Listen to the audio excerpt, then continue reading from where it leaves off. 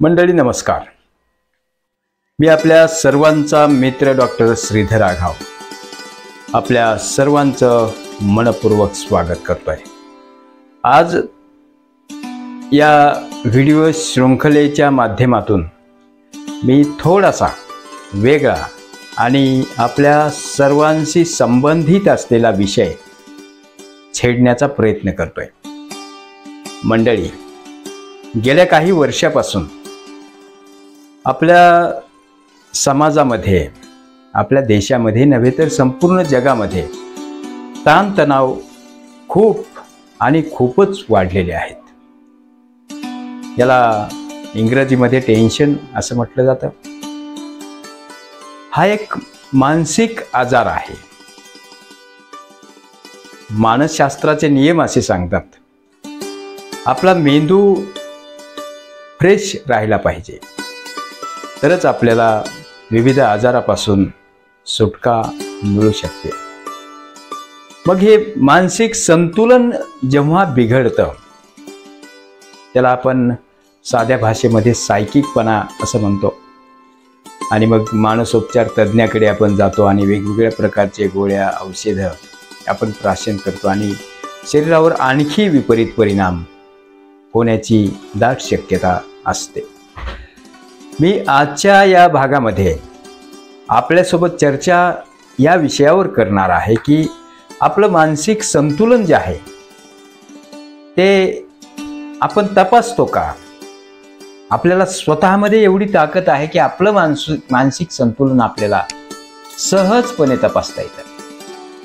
मंडळी, 6 गोष्टी आहेत की ज्या माध्यमातून आपलं मानसिक संतुलन कसं आहे ते आपल्याला लक्षात घेता येतं. या भागामध्ये मानसिक संतुलनाची कारणं मी आपल्यासोबत डिस्कस करेन आणि याच्या नंतरच्या भागामध्ये याच्यावर उपाय काय केले जाऊ शकतात, जे आपल्या हातातले उपाय आहेत, जे आपल्या सभोवताली आहेत, जे आपल्याशी संबंधित आहेत, असे उपाय मी पुढच्या भागात नक्की सांगेन. आजच्या भागामध्ये ही 6 जे घटक आहेत आपले मानसिक संतुलन प्रत्येकाचं बिघडवण्याची जी कारणं आहेत. पहिली गोष्ट, आपल्याला भूक वेळेवर लागते का? आणि वेळेवर भूक लागत असेल तर त्या वेळेला आपण काहीतरी खातो का? मंडळी, जे आपल्या शरीराला योग्य आहे तो आहार आपण घेतो का? आपला पारंपरिक आहार आपण घेतो का? याचा विचार आपण प्रत्येकाने केला पाहिजे. सीझनेबल फळं आपण खातो का? किंवा पेय पितो तर कोणतं पितो? आणि ज्या माध्यमातून अवेळी आपल्याला कधीही भूक लागते, कधीही खातो आणि मग आपल्याला योग्य वेळेला भूक लागली, योग्य वेळेला आपण खाल्लं तर त्याचा परिणाम शरीरातील पचन संस्थेवर होतो, पोट साफ होण्यावर होतो आणि साहजिकच आपल्याला तणाव येत नाही. दुसरी गोष्ट, आपल्याला झोप शांत लागते का? या प्रत्येक विषयावर वेगवेगळे व्हिडिओ, वेगवेगळे भाग आपल्याला करता येऊ शकतात आणि मी ते करेन देखील. मग आपल्याला योग्य वेळेला आपण झोपतो का? योग्य वेळेला सकाळी उठतो का?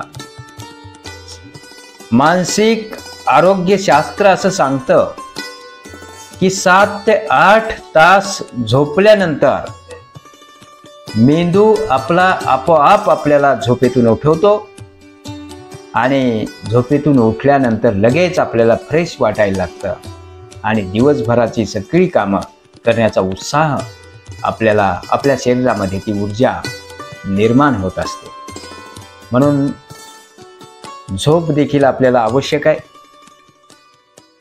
झोप या गोष्टीमध्ये जर बिघाड झाला तर आपली मानसिक चिडचिड होते आणि मग आपण त्याचा मनावर नक्कीच परिणाम होतो आणि नंतर तो सवयीचा भाग झाल्यानंतर मग आपल्या शरीरामध्ये काय बदल घडतायत, आपल्या मनामध्ये काय चाललेलं आहे हे देखील आपल्याला कळत नाही, आपल्या लक्षात राहत नाही. आपण काही सैरभैर वागायला लागतो, आपलं मानसिक संतुलन बिघडून. मंडळी, आता तिसरा घटक मी सांगतोय तो खूप महत्वाचा आहे, विचारशक्ती.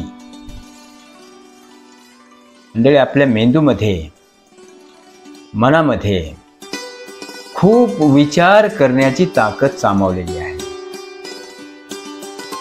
परंतु आपण विचार कशाचा करतो हे देखील तितकंच महत्वाचं आहे. विचारशक्ती. वारंवार त्याच गोष्टीचा विचार आपण जर करत असू, नकारात्मक गोष्टीचा विचार जर करत असू, तर निश्चितपणे मेंदू वन डायमेन्शनल होतो. याचा अर्थ एकांगी होतो.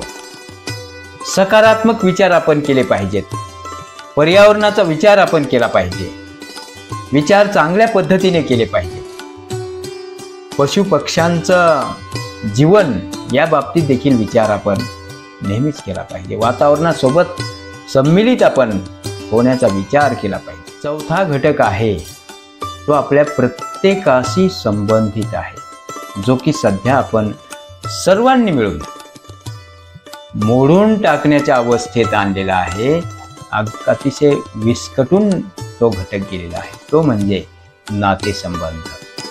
नातेसंबंधामध्ये जर गोडवा नसेल तर त्याचे विपरीत परिणाम आपल्या मनावर झाल्याशिवाय राहत नाही. आणि म्हणून नातेसंबंध तुमच्या आरोग्यावर, तुमच्या मानसिक आरोग्यावर निश्चितपणे सकारात्मक परिणाम करत असतात.